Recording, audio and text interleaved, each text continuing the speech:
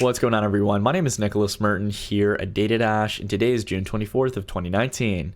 Well, folks, I hope you all are having a fantastic day wherever you are, and in today's video, I not only want to spend some time to take a brief look over cryptocurrency markets, but to spend some time talking about a very fundamental but overlooked factor in pretty much any given market, but more specifically in cryptocurrencies, that could explain why we've seen the exponential price action that we've had.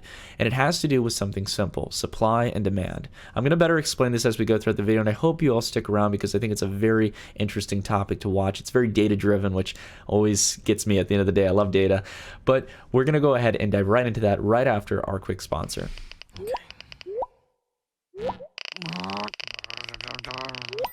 Oh. All right.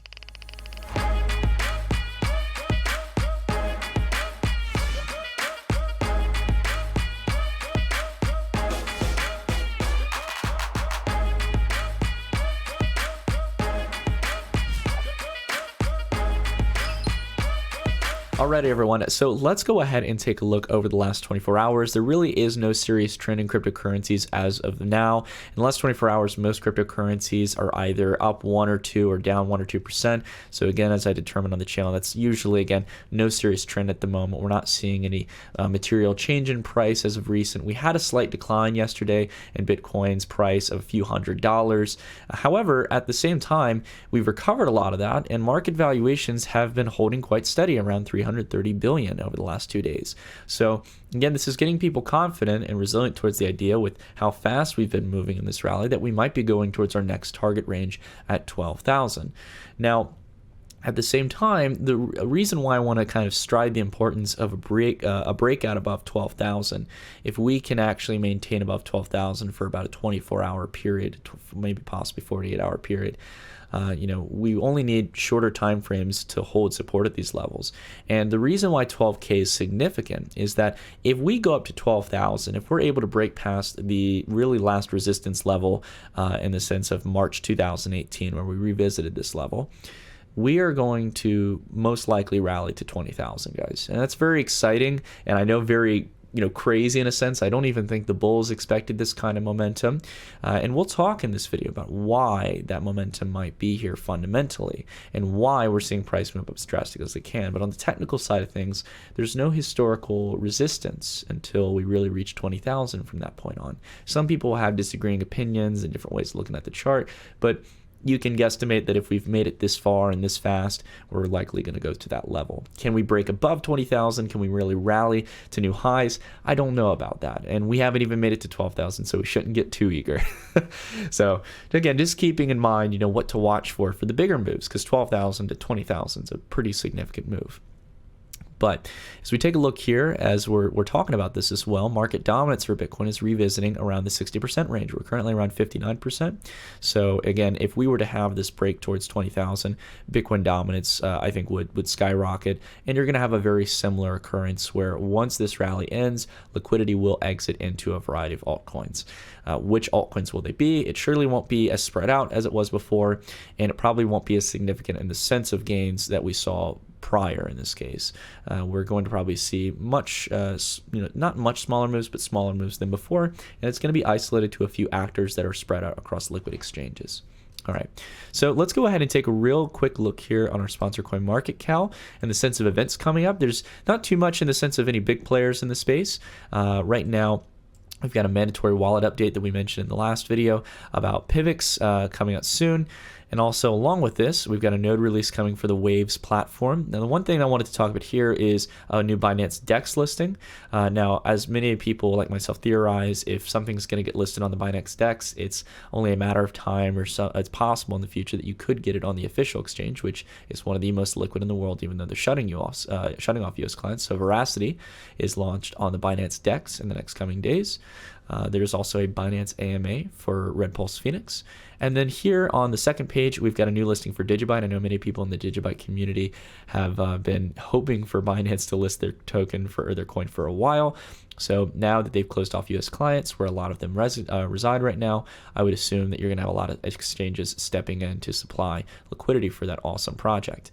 And then also, last but not least, we've got the mainnet launch of Eden, which was a big ICO last year, and also Ravencoin putting out some new code testing. So some interesting events across the altcoin space right now. Alrighty, so let's go ahead and spend some time to discuss the topic at hand that could explain why Bitcoin has moved as fast as it has. Now, I understand, first and foremost, guys, you all know that there's a lot of noise in the cryptocurrency space. People, whether it be article websites in the crypto space, traditional media writing articles on crypto, and yes, even crypto YouTubers like myself can sometimes get a little bit caught up in the noise, or we'll point it towards some kind of catalyst in that case to give it a visual reason as to why Bitcoin is moving the way it is. But in today's video, I'm going to be talking about the things that I really try to push personally and say are the reason for crypto. And it's usually things that get underreported on and are very fundamental, not only in crypto markets, but every other market in the world. And that's simply supply and demand. If there's an excess of supply and little demand, prices decline. If there's a shortage in supply that's available to the market and there's a lot of demand, prices move up very quick. And the latter of those two scenarios, the one I just mentioned, is most likely what we're in right now. Now, how can we determine that? How is there any way we can measure that? Well, Bitcoin, being a public ledger blockchain and a simple accounting system of inputs and outputs, shows us that data in real time transparently. It's open to anyone. But many of us don't listen to it. Many of us don't look into it. So what can we look at in regards to Bitcoin's blockchain from the data that we're limited with? What can we determine? Well, there's something in regards to the base transaction model of Bitcoin and how it does its accounting, known as the unspent transactions, right? Or the UTXO model. This is how Bitcoin operates transactions. It's a game of inputs and outputs. For example, when Bob sends a transaction to Alice, he's using basically an original input from his wallet and now creating a new output to Alice's address. And in fact, he's probably creating two in this case. So you're spending some to Alice and you're also sending some to another address that you have the private key to. And that's how most wallets operate, at least to my understanding. So now that we understand the base kind of output model of Bitcoin, how can it help us determine the available supply to a certain degree in the Bitcoin market? Well, there's this really awesome chart here. We don't have to do too much data. Dhruv Bansal, I hope I'm pronouncing his name right, and many people like him who work in data science and data analytics have done the work for us. I want to thank them for doing this because they've created a very awesome interactive and updated chart that shows us this data real time. And I'm going to explain what this is. I know a lot of you probably saw it at the thumbnail, and it might look a little bit overwhelming. It looks cool. I love the design, and it's very beautiful. I'm a data nerd myself, but I'm going to explain what this is. So this chart is made up of really two things. It's made up of a logarithmic black line that resembles Bitcoin's price over time. So we can see here at the bottom of the chart where the price started, and as you can see here, because it's logarithmic, the short dollar moves from a few cents all the way up to a few bucks look very dramatic. This was one of the first waves for Bitcoin, the second wave here, the third wave, and now it looks like we're shaping up for our fourth wave here over the next few years. And the other thing we have as well is the age bands, and these age bands determine the age of certain unspent transactions, or UXTOs, UXTOs in this case. So as we can see here, over time we see a growing band in the blue to greenish colors in regards to the chart. Now, what does this mean? Well, this means that we're having a lot of unspent transactions that have not been spent, right? Have not been exhausted on the network and used for over 5 years, right? So these funds have not moved for 5 years, a growing percentage of the supply. So to give you a good, grasp of this, if we take a look at the chart's data today, 20.5%, basically 1/5 of the entire Bitcoin supply of unspent outputs in this case have not moved for 5 years. That's very significant because back here at the previous peak, back here in around 2014, there was no way Bitcoin outputs could have not been spent for 5 years. Around 14% of the supply, 16%, as you can see here on the chart, 16.5% hadn't been spent over 3 to 5 years, right? So a very big difference in this case. And now if we were to take those two numbers into case, to be fair, that's around a little over 27% here that has not been spent, right? So a big difference in this case. A growing supply in each of these cycles is not moving. A lot of this could be due to the fact that people have lost their crypto. Some people are true hodlers and they're holding for the next few decades. And then along with that, it might be people who are cypherpunks who really agree with the Bitcoin movement and don't believe that they want to go into fiat currencies or sell their Bitcoin. Or it could be, again, in many cases, a lot of lost Bitcoin. And then we go down here and we can start to see there's different time bands. And the major point I want to drive here is that with each of these cycles, we're finding in the longer term trend that there are a lot of people who simply are just hodling Bitcoin. And we all know that's kind of the social trend in Bitcoin is to obviously just hodl and not let the market sway you either way. You bought your Bitcoin, hold it for the long term. You'll be rewarded in the long term because this is the next evolution of money, right?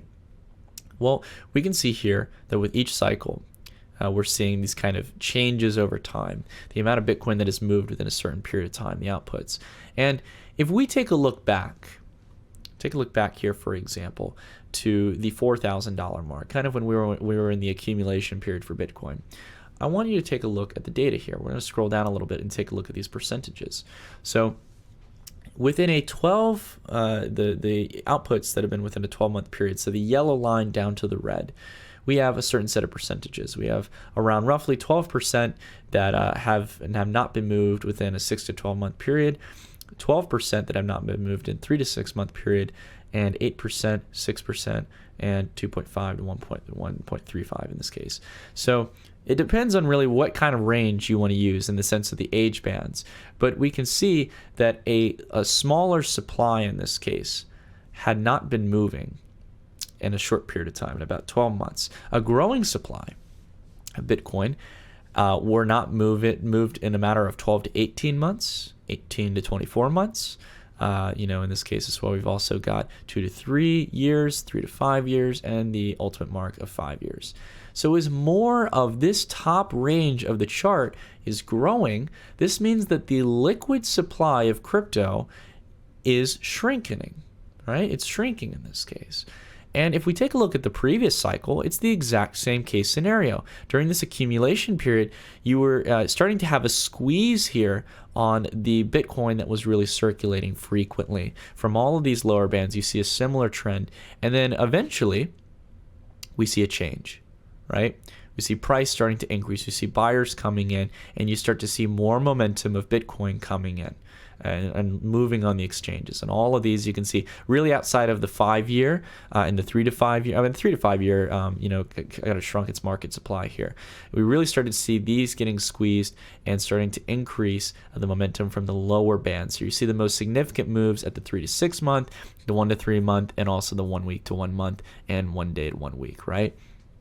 So in these accumulation periods, people are starting to pick up.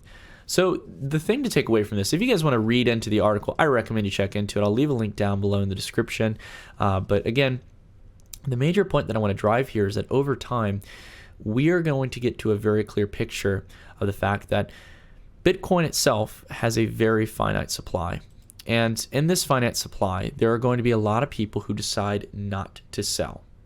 They decide to hold long term.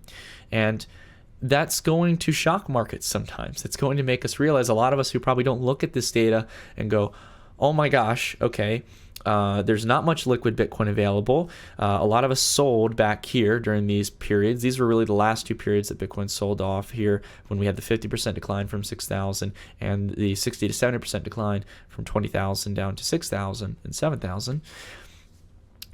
Okay, we need to get back in now. And it's not going to be a matter of, okay, we're going to buy and sell at the market price. No, buyers are clearing through the order book because the institutional buyers, the big, traders in this case, the smart money, are realizing that Bitcoin moves in very parabolic cycles. And they're not worrying if they're getting Bitcoin at 3,000 or 4,000 or 5,000.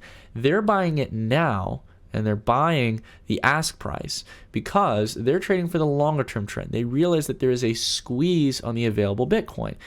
And the way to prove this, guys, I know a lot of people, I hear this all the time, guys, and I hate to say it's one of my most disappointing things I hear from you guys, because I love you to death. There is manipulation in cryptocurrency markets, but what I don't like is when I see bulls and bears continuously saying, oh, you know, the price is going up, this is pure market manipulation because you're short on the market or you're waiting to buy in. And then I see prices coming back down and the bulls are, oh my god, it's market manipulation, these whales, they're terrible people. I liked them when they bought the price, but I didn't like them when they sold it, right? And that's my major point here, is that we've seen historically that Bitcoin has been able to move from the exact same starting point here as we did in December, back here in September of 2017, and in 13 weeks, we were able to make it up. In 91 days, we were able to make it a 558% increase. We've only moved up 258% over a 27-week period, guys. And even if you wanted to shrink it, you know, to over here, for example, still 19 bars. It's taken longer to get less gains. This isn't market manipulation. This is buyers starting to accumulate, starting to realize that there is a shortage. There is a huge hodl culture in Bitcoin. Whether you're one of the early stage miners or you're an average everyday person who might have gotten in a year, 2 or 3 years ago, right? You want to hold on to your Bitcoin for the long term. That's the stigma in the culture. And I don't think that's, you know, something wrong in this case. It's a hedge. Bitcoin is a growing store of value, very similar to gold in nature. But it's going to allow us to do a lot of interesting things that make it a better store of value outside of its core principles of having a finite supply. It's programmable money. We can do interesting things. We can transfer it internationally. So you already know. I think I don't have to tell you guys that kind of stuff. But I hope you get my point here, that we are, again, going to see faster and faster rallies. This is, I think, a big misconception that many people have had, including myself, that with larger markets, it's going to take longer periods of time to go up. And I really don't think that's the case, because as more retail participants come in, as more institutional clients come in, more ownership of Bitcoin is spread across the world. And many people will be hesitant. Some will sell. Very true. And that's why we'll always have a liquid market. There's buyers and sellers on each side of the trade, which is why this isn't market manipulation. Because to make this kind of substantial move in the market with this kind of volume, we're returning back to the volume range that we saw back here in 2017, you would need excessive amounts of capital. And this is people making real long-term investments in Bitcoin. Some people also swing trading, but that means that they're not going to sell the Bitcoin until they get towards their long-term target range, whether that be more conservative like I have, around 40 to 60K, or 100K, or 500,000, or a million. It doesn't matter. They're probably not going to sell it until the cycle is clearly over, very similar to what we saw back here in December of 2017. All right. So that's my lesson for today's video, guys. I hope you all enjoyed it. I'm sorry if I rambled a little bit. It's a lot to take in, a lot of topics at hand. But again, I'd like to know what your thoughts are on this, guys. Are you guys already long on Bitcoin? Are you hodling for the longer term of the cycle? Let's see if we can get some data going on in the comments. You know, talk about what your plan is for Bitcoin. Are you actively trading in this market? Are you holding for the long term? You know, I'm not Facebook or Google. I'm not going to collect your data, but I'd love to hear in the comments what you guys are planning on right now. And if you agree with what I have to say, and if you disagree, that's fine. Leave a comment as to why you disagree. So that being said, guys, that's it for the video. I want to thank you all for watching as always. Please, if you guys liked it, give a like. Consider subscribing, hitting the bell icon if you haven't. And as always, feel free to go check out our sponsors such as CoinMarketCal and a variety of different links down in the description if you want to support the channel. That being realized, I hope you all are having a fantastic start to your week on Monday. And until the next video, I will see you all in the next one. Stay tuned.